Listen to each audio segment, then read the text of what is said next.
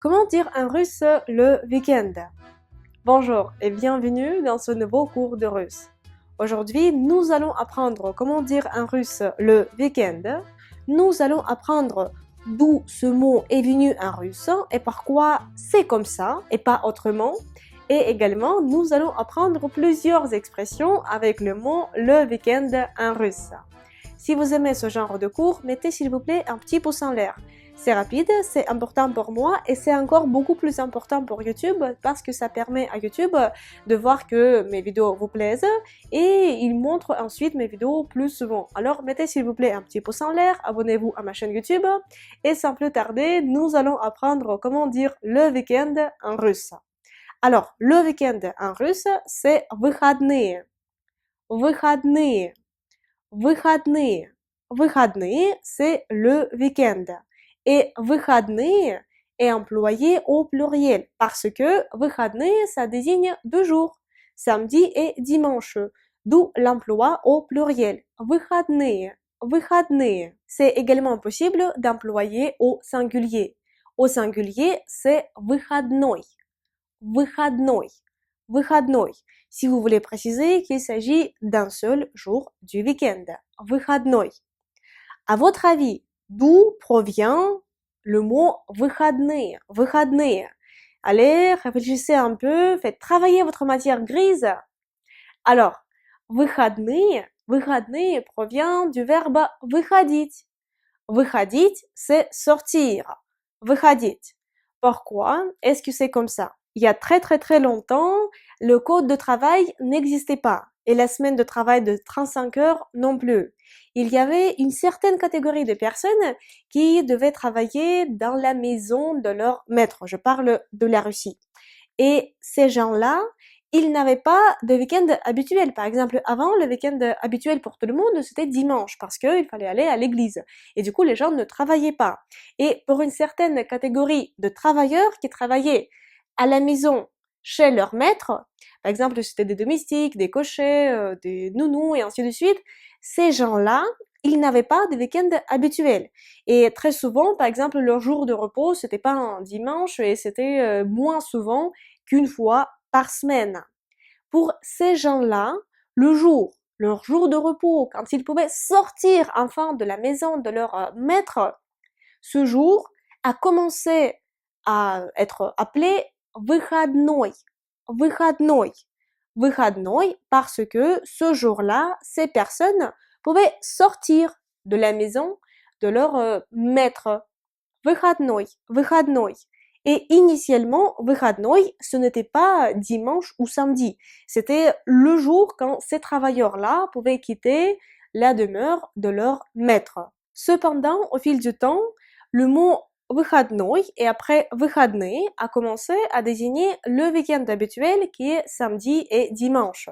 Il y a une théorie qui pourrait expliquer comment ce processus s'est produit. Alors, la noblesse russe, à partir du XVIIIe siècle, parlait très bien français.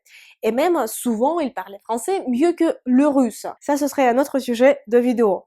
Mais il faut comprendre que la noblesse russe parlait trop bien français. Il y a des linguistes qui estiment que le mot выходные, pour désigner samedi et dimanche, a commencé à être utilisé par ces gens-là, par cette noblesse russe qui parlait parfaitement bien le français, et ils ont calqué, ou plutôt ils auraient calqué ce mot du français. En français, il y a jour de sortie.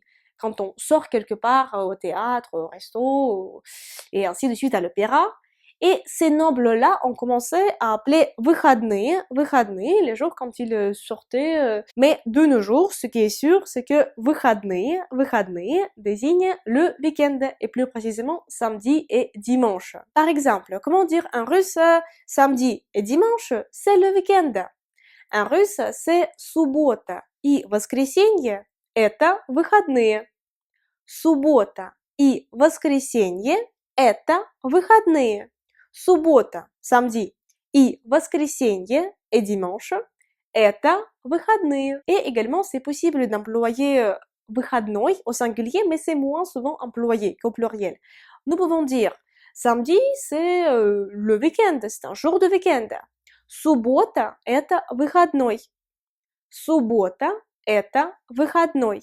Суббота – это выходной. Pour dire le week-end, quand nous parlons d'une date, nous pouvons dire en russe soit в выходные, soit на выходных. Pour dire le week-end, quand on parle d'une date, nous pouvons dire en russe soit в выходные, soit на выходных. Comme vous êtes des personnes très curieuses, je pense que vous vous posez déjà la question, Diana, mais quelle est la différence entre в выходные, на выходных? Est-ce qu'ils sont complètement interchangeables? La réponse est oui et non. Parce que в выходные, c'est la forme neutre. В выходные, pour dire le week-end en tant qu'une date, c'est la forme neutre. Alors que на выходных, c'est la forme plus familière, c'est la forme du langage parlé. Cette forme, elle n'est pas du tout grossière, c'est juste que c'est le langage parlé. Mais si vous employez la forme neutre, la forme littéraire, c'est в выходные. Et peut-être que ce serait plus simple d'apprendre cette forme-là, parce que si vous avez deux formes à apprendre, ensuite vous pouvez les confondre, il vaut mieux apprendre bien une seule forme. Pour dire en russe, ce week-end, nous employons в эти выходные. В эти выходные. Par exemple, ce week-end, je vais au cinéma. В эти выходные я иду в кино. В эти выходные. В эти выходные. Ce week-end. В эти выходные я иду в кино.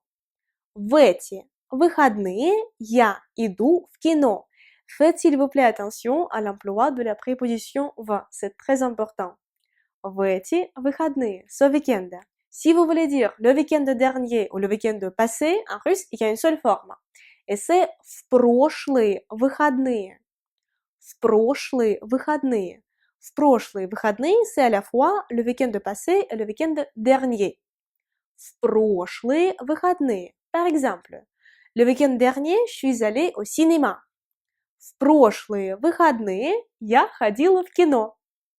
В прошлые выходные я ходила в кино. В прошлые выходные я ходила в кино. Le week-end dernier, je suis allée au cinéma.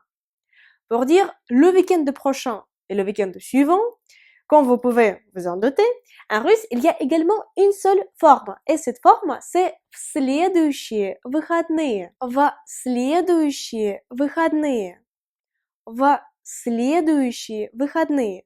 Le week-end prochain ou le week-end suivant. Par exemple, le week-end prochain, j'irai au cinéma. В следующие выходные я пойду в кино.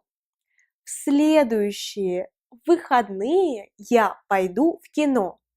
В следующие выходные я пойду в кино. В эти выходные, ce week-end, в прошлые выходные, le week-end dernier ou le week-end passé, et в следующие выходные, c'est le week-end prochain ou le week-end suivant. Si vous voulez dire en russe pour un week-end, en russe c'est на выходные. На выходные. На выходные. Par exemple, j'irai à la campagne pour le week-end. Я поеду в деревню на выходные. Я поеду в деревню на выходные. Я поеду в деревню на выходные. J'irai à la campagne pour le week-end, pour un week-end. Я поеду в деревню на выходные. Une autre phrase. Je louerai une voiture pour le week-end. Я возьму машину на прокат на выходные. Я возьму машину на прокат на выходные. Я, je, возьму, prendrai, машину, voiture, à l'accusatif c'est le complément d'objet direct, на выходные, pour un week-end ou pour le week-end. Я возьму машину на прокат на выходные. Apprenons également comment souhaiter en russe bon week-end. En russe, c'est хороших выходных. Хороших выходных. Хороших выходных. Et non pas хорошие выходные. Bon week-end, quand c'est un souhait, en russe, il faut le mettre au génitif parce que en russe, tous les souhaits, on les met au génitif. Si vous voulez savoir pourquoi, je vous invite à regarder un autre cours que j'ai fait à ce sujet, le lien va apparaître ici et j'explique pourquoi c'est au génitif. Maintenant, on apprend que pour dire à quelqu'un bon week-end, nous employons хороших выходных. Хороших выходных. Bon week-end. J'espère que maintenant vous comprenez l'emploi de выходные en russe et vous pourrez utiliser ce mot sans aucun problème. Si vous avez aimé ce cours, mettez s'il vous plaît un petit pouce en l'air pour m'indiquer que je devrais faire plus de cours de russe de ce genre. Abonnez-vous à ma chaîne YouTube si ce n'est pas encore fait. Mettez s'il vous plaît ce petit pouce en l'air, c'est très important pour YouTube, pas pour moi, pour YouTube, s'il vous plaît. Allez dans la description de la vidéo, j'ai ajouté le vocabulaire que nous avons appris aujourd'hui. Écrivez s'il vous plaît dans les commentaires vos exemples avec le mot выходные en russe et je vais les corriger. J'espère vous retrouver très bientôt dans une prochaine leçon de russe et pour l'instant, je vous dis до свидания, au revoir.